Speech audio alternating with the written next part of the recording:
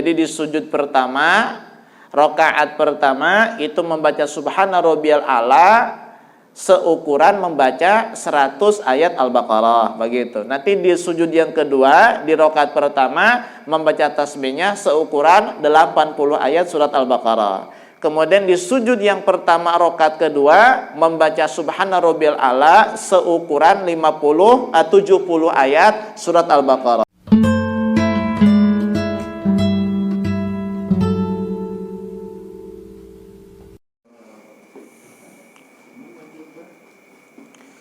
Bismillahirrahmanirrahim. Lanjut kajian yang kedua, masih membahas tentang sholat gerhana ya. Sekarang kita lanjut tata cara pelaksanaan sholat gerhana. Tata cara melaksanakan sholat gerhana itu ada 3. Yang pertama, antusalla rak'ataini kasunnati subhi min ghairi tatwil. Cara yang pertama adalah dilaksanakan sholat gerhana itu seperti sholat sunnah subuh, 2 rakaat tanpa bacaan yang panjang. Bacaannya biasa, sedang ya. Jadi kayak sholat sunnah subuh, kayak sholat sunnah biasa, 2 rakaat. Itu cara yang pertama ya. Dengan niat ya, tentu niatnya berbeda ya. Sholli sunnatal li khusufil qamari atau sholli sunnatal li kusufi syamsi. Kalau gerhana matahari, rakaatain imaman atau makmuman atau lillahi ta'ala ya, begitu. Tidak usah pakai adaan ya, karena kalau adaan itu berarti ada kodoknya, sedangkan sholat gerhana tidak ada kodoknya. Kalau waktunya habis ya sudah selesai, begitu. Ya, setelah Fatihah, setelah takbir ya doa iftitah, baca Fatihah, baca surat, ruku biasa, i'tidal biasa, kayak sholat sunnah biasa, kayak sholat sunnah subuh, kayak sholat sunnah duha, begitu. Itu cara yang pertama. Jadi simple ya, tidak perlu dipersulit kalau memang tidak mau melaksanakan cara yang kedua dan ketiga. Cara yang kedua, antusalla rak'atain, dilaksanakan dengan 2 rakaat. Min ghairi tatwil, tanpa bacaan yang panjang. Ya, bacaannya sedang atau pendek. Tapi biziyadati ruku'in wa qiyamin fi kulli rak'atin, hanya saja ditambah 1 ruku' dan 1 berdiri pada setiap rakaat. Ya. Berarti dalam 1 rakaat ada 2 ruku', ada 2 berdiri. Nah, itu cara yang kedua. Jadi setelah takbiratul ihram, baca doa iftitah, baca Fatihah, baca surat, kemudian ruku. Setelah ruku bangun, baca Fatihah lagi, baca surat, kemudian ruku, i'tidal, baru sujud. Itu 1 rakaat. Jadi dalam 1 rakaat ada 2 kali berdiri, ada 2 kali ruku. Itu. Dan setiap berdiri itu ya wajib baca Fatihah. Jadi setelah ruku tambahan, yaitu baca Fatihah, begitu. Kemudian baca surat, nanti ruku, i'tidal, baru sujud. Bacaan suratnya biasa saja ya, yang sedang-sedang aja atau yang pendek juga boleh. Wadduha, alam nashrah, wattini, iqra. Atau misalnya al-hakumut, wal asri, wailul, alam tara, bebas. Ya, tasbihnya cukup 3 kali, subhana rabbiyal azim, subhana rabbiyal a'la, 3 kali biasa. Cuman prakteknya berbeda dengan yang pertama, begitu. Sama-sama 2 rakaat, bedanya apa kalau cara yang kedua? Ditambah ruku dan berdiri pada setiap rakaatnya. Berarti dalam 1 kali rakaat ada 2 berdiri, ada 2 kali ruku. Gitu.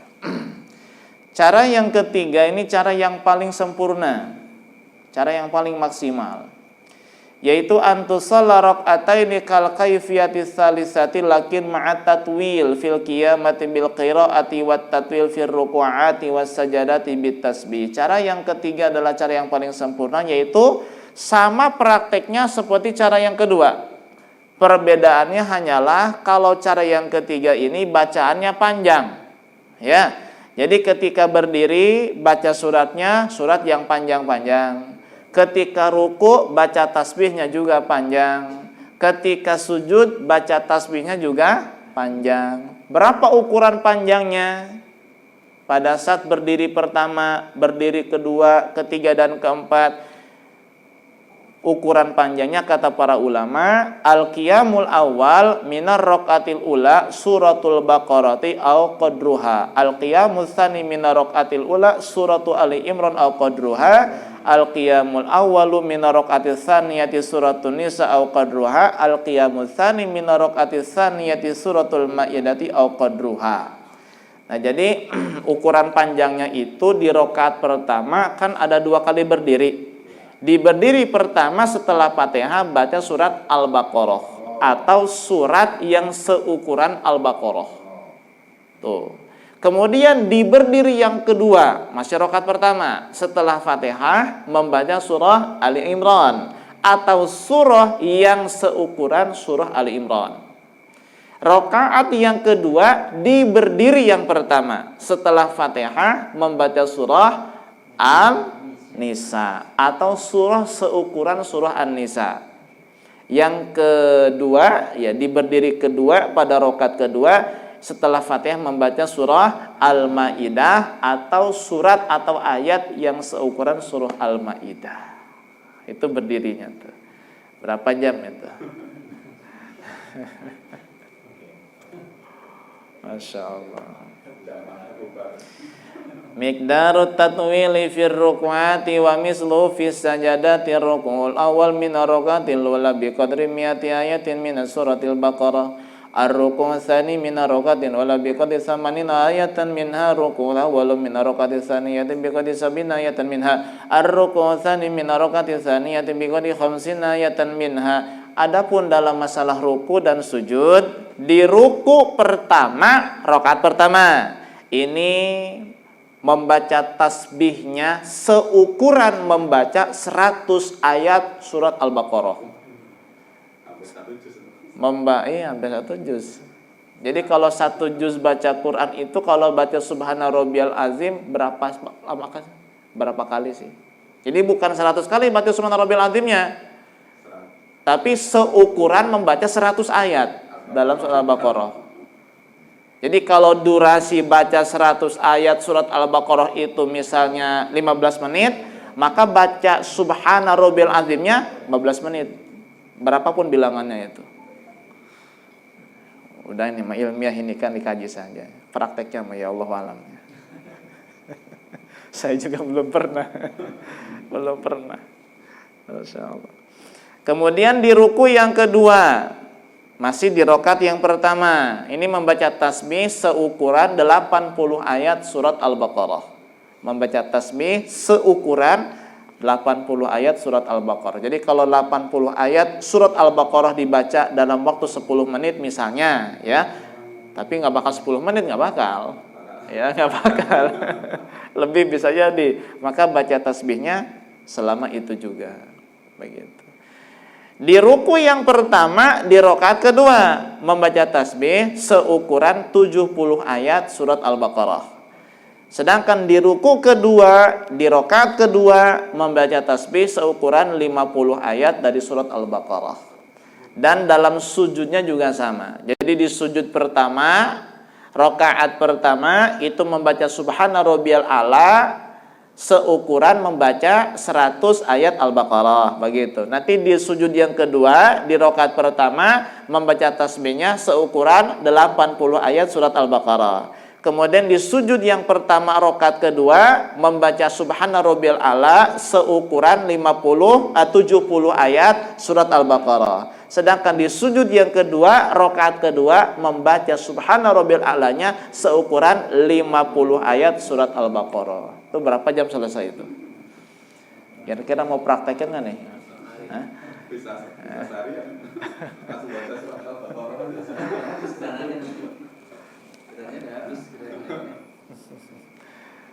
Sampai Al-Maidah itu ya, sampai Al-Maidah kurang lebih berapa juz ya? Sampai Al-Maidah 6 kalau nggak salah, 6 juzan ya. Sampai Al-Maidah itu 6 juz. Kalau 1 juz itu ukuran yang standar aja setengah jam ya. Berarti kalau 6 juz berapa jam? 3 jam. Itu baca suratnya doang, berdirinya doang tuh. Belum ruku dan sujudnya. Sampai mana? keburu habis gerhananya. Tapi nggak apa-apa, terusin, karena kan ketika kita mulai sholat masih gerhana. Begitu. Ini cara yang paling sempurna dan paling tidak dilaksanakan ya. Paling bukan jarang, nggak ada mah ada pasti ada ya. Orang 30 juz ya, sholat taraweh 30 juz kan ada tiap malam. Di mana, ada yang tahu? Di Magetan, Temboro ya. Jadi Temboro itu pesantren jamaah tabligh ya. Di Magetan, Temboro, Jawa Timur itu ada jamaah sholat taraweh santri, tapi nggak semuanya yang mau ikut aja. Itu satu Quran 30 juz dalam 20 rakaat sholat taraweh tiap malam 8 jam. Jadi mulai habis isya, biasa isya awal, kalau isya jam 8 berarti terus selesai sampai jam 4 atau setengah 4 selesai. Itu tiap malam. Jadi kalau pengen nyobain tarawih ekstrim, sekali-kali ke sana ya. 30 juz dalam satu malam ada, tapi jamaahnya nggak banyak ya. Santrinya ribuan kan Temboro itu, tapi yang ikut yang 30 juz berapa orang doang. Subhanallah, ada. Itu sempat disiarkan di televisi juga, ada beritanya. Sampai sekarang masih ada 30 juz dalam satu malam. Kalau yang bacaannya belum lancar ya, masa iya sih 30 juz satu malam?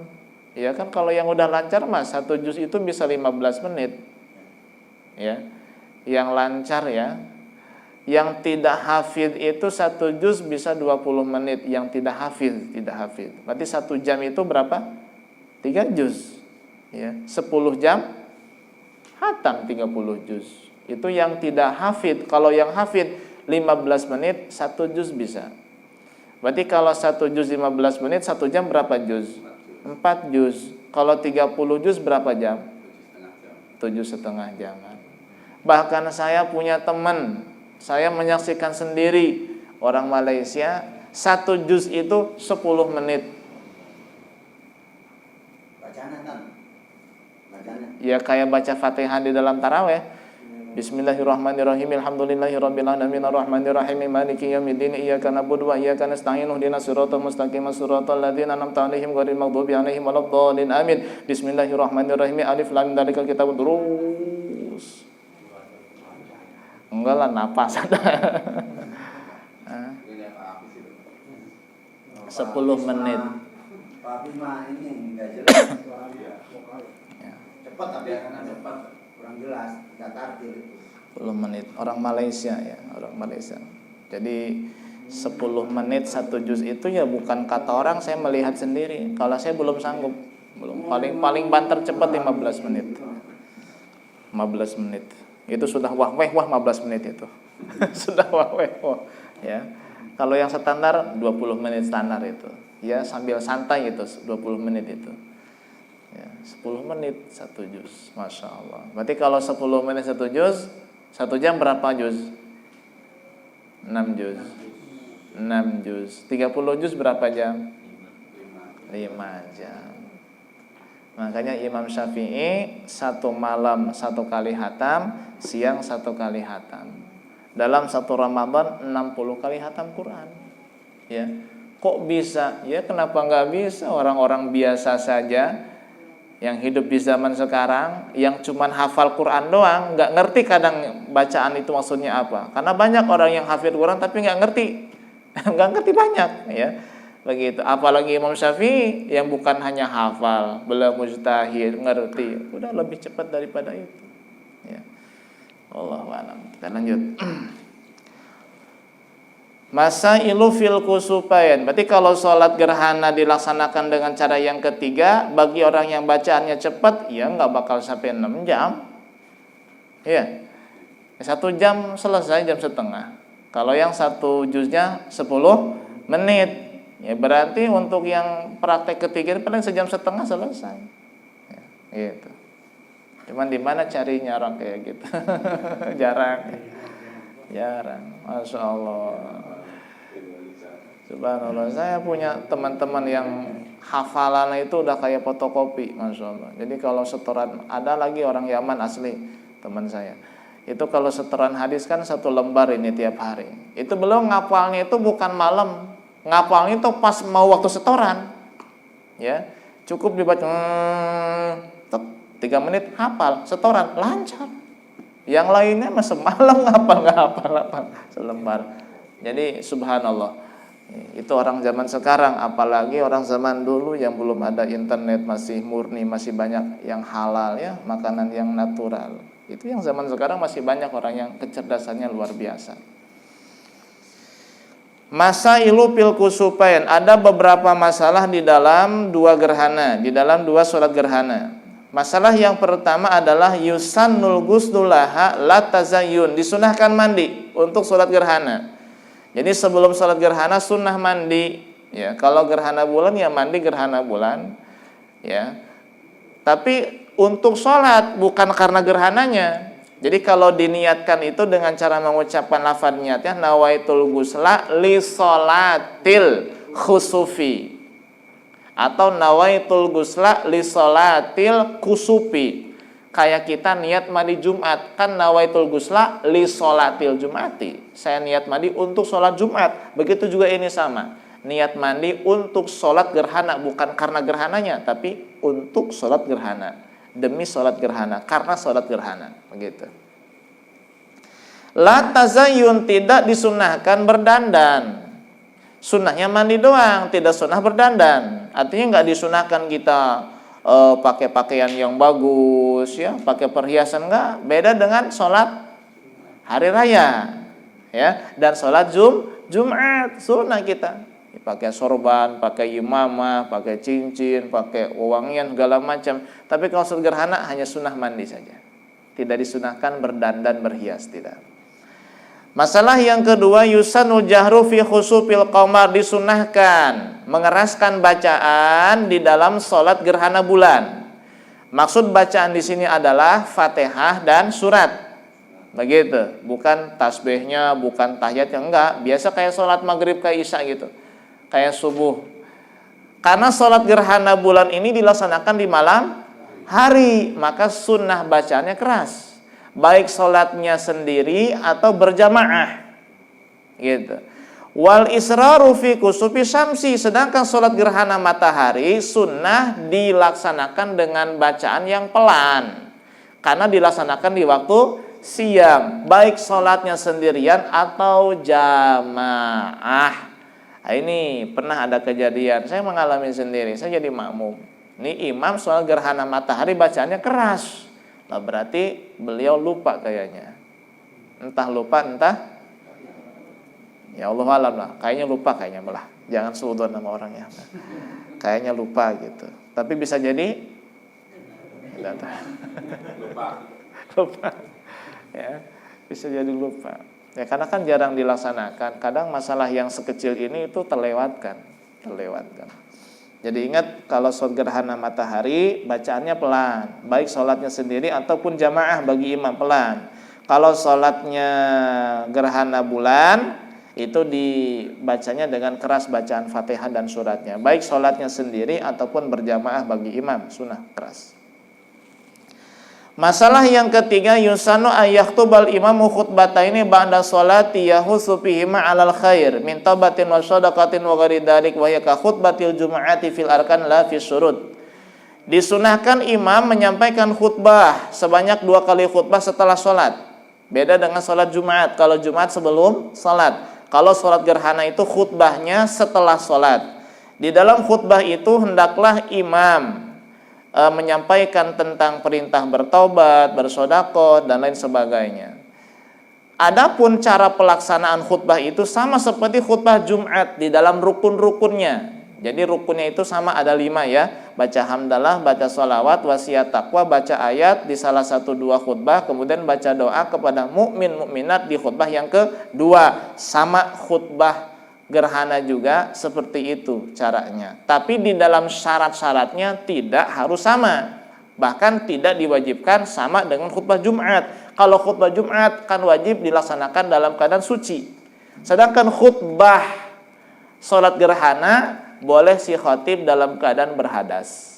Boleh ya. Khutbah Jumat, pakaiannya, tubuhnya, tempatnya, khutbah harus suci, nggak boleh ada najis. Tapi kalau khutbah sholat gerhana, pakaiannya ada najis, nggak apa-apa. Karena hukum khutbahnya itu bukan wajib, tapi sunnah. Jadi hanya sebatas rukunnya saja yang sama dengan khutbah Jumat, adapun syarat-syaratnya nggak sama. Gitu. Masalah yang keempat, idaztama'at sholawatun fardun wa jinazatun wa idun wa kusupun. Jika dalam satu waktu ada 4 tuntutan sholat. Yang pertama sholat fardu, 2 sholat jenazah, 3 sholat id, 4 sholat gerhana. Gerhana matahari.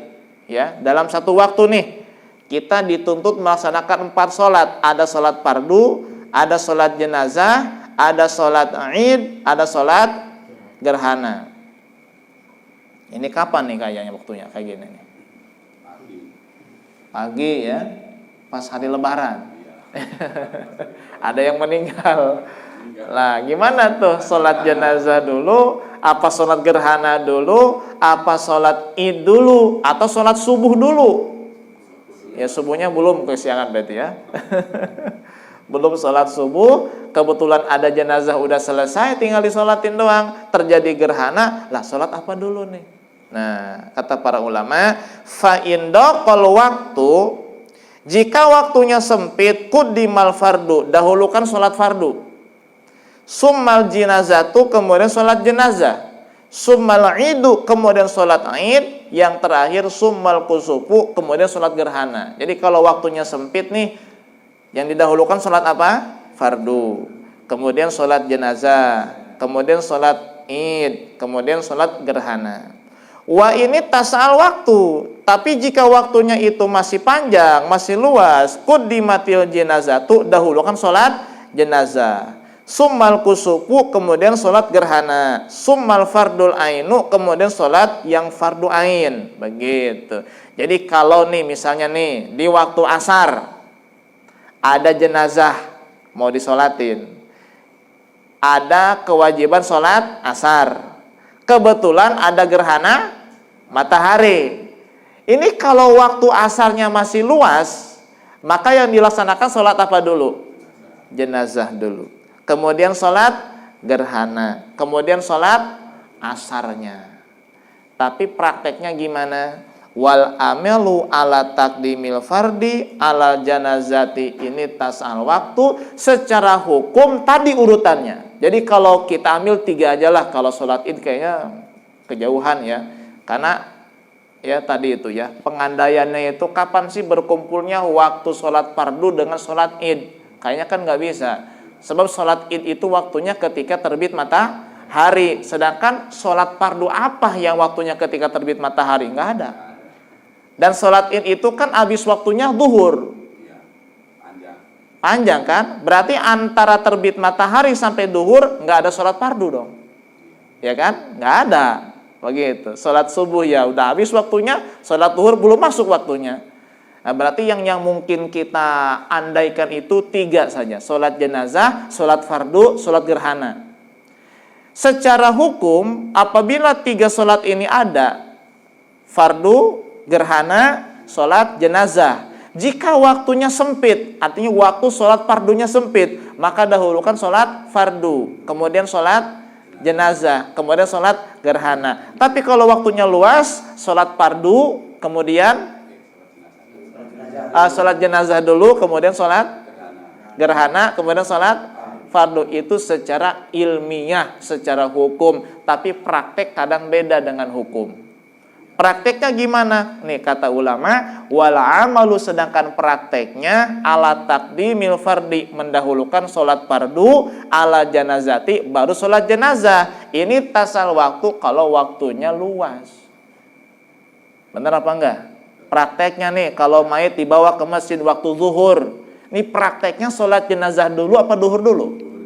Prakteknya kan. Tapi secara ilmiah urutannya harus apa dulu? Jenazah dulu baru sholat. Nah itulah kadang-kadang antara ilmu dan praktek itu tidak sama, beda. Ini bukan masalah orang munafik, tidak. Ya memang kayak gitu aturannya. Saya ambil contoh lagi, sering saya contohkan ini ya. Imam Ibnu Hajar itu kan mengatakan bahwa setelah sholat fardu, khusus bagi imam sunnah baca wiridnya menghadap ke utara. Jadi sebelah kanan imam ini menghadap ke makmum. Begitu. Ketika ditanya bagaimana kalau sholat di Masjid Nabawi, kan kalau harus menghadap ke utara otomatis membelakangi makam Nabi. Ya, mana nih kiblat nih? Kiblat mana nih? Kiblat sana ya. Kiblat sana nih. Ya, makam Kangjeng Nabi itu sebelah sini. Jadi kalau nanti sholat yang menghadap sana, setelah wirid ya, setelah sholat wirid imam menghadap sana, berarti membelakangi makam. Sopan apa enggak?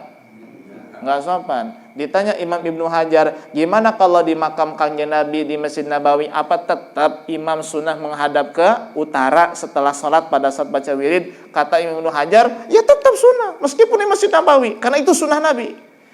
Giliran beliau jadi imam, habis sholat menghadap ke mana? Menghadap ke makam Nabi, ke selatan. Muridnya nanya, lah gimana sih ngajar katanya harus ke utara, wiridannya menghadap bagi imam, kok sekarang menghadapnya ke sono, ke selatan? Kata Ibnu Hajar, ya kemarin kan ngaji, ilmu, ilmiah, sekarang prakteknya kayak gini prakteknya. Nah, itu kadang-kadang ada istilah adab lebih didahulukan daripada ilmu. Ini kayak sholat jenazah, sholat fardu. Dari segi urutannya, mana yang lebih utama? Jenazah apa sholat fardu? Fardu lah, jenazah kan fardu kifayah, sedangkan duhur kan fardu ain. Ain dengan kifayah lebih tinggi fardu ain.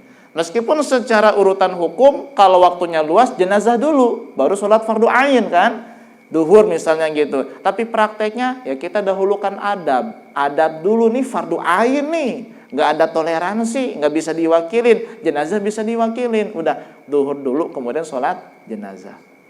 Itu prakteknya.